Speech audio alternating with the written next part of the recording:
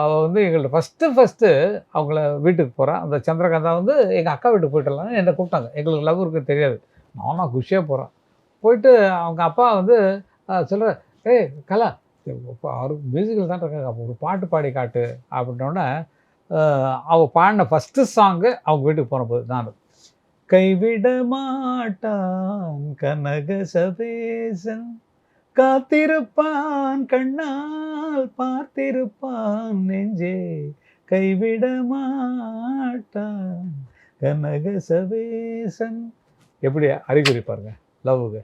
First போனோடனே கைவிட மாட்டான் இந்த கனகசபேசன் சொல்லி பாடுறான். அந்த அர்த்தத்தில் பாடல, அந்த பாட்டை ப்ராக்டிஸ் பண்ணிருக்கேன். கரெக்டாக அந்த பாட்டு வந்து சேருது. நல்ல அறிகுறி.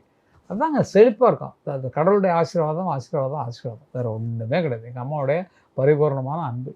அவங்க பொண்ணு பார்க்க வராங்க, பார்த்து என்னப்பா இவ்வளோ வீட்டில் பொண்ணு பார்த்துருக்கேப்பா. ஏம்மா வீடு இல்லைம்மா, அந்த பொண்ணை பாருங்கம்மா. அவங்க என் மேலே ஆசை வச்சுருக்காங்க. போய் பார்த்தோம், எல்லாம் பாஸ்கர்னா ராஜண்ணா எல்லாமே போயிட்டு பொண்ணை பார்த்தோம், ஃபிக்ஸ் பண்ணோம், கல்யாணம் ஃபுட் டான்ஸில். அப்போ கலைஞருடைய ஆட்சி. கலைஞர் எல்லாம் எத்தனை மினிஸ்டர்ஸ் இருக்காங்க, அத்தனை மினிஸ்டர்ஸும் இருந்தாங்க. ராஜாராம, பாவு சண்முகம் எல்லாருமே, நெடுஞ்செழியன், இவர் நம்ம மதியழகன் அவங்கெல்லாம் வந்தாங்க. அந்த ஃபோட்டோலாம் இருக்குது. அவங்கெல்லாம் வந்தாங்க. டிஎம் சௌந்தரராஜன், பாலசுப்ரமணியம் தான் ரிசப்ஷனில் வரவேற்புக்கெல்லாம் பாலசுப்ரமணியம், மலேசியா வாசலாம் அவங்க நிற்கிறாங்க. அப்படி கிராண்டாக இருந்தது. கச்சேரியில் வந்து பாலசுப்ரமணியம், ஜானகி கச்சேரி அவங்க பாடுறாங்க. அவ்வளோ கிராண்டாக நடந்தது. சந்தோஷமாக இருக்கும்.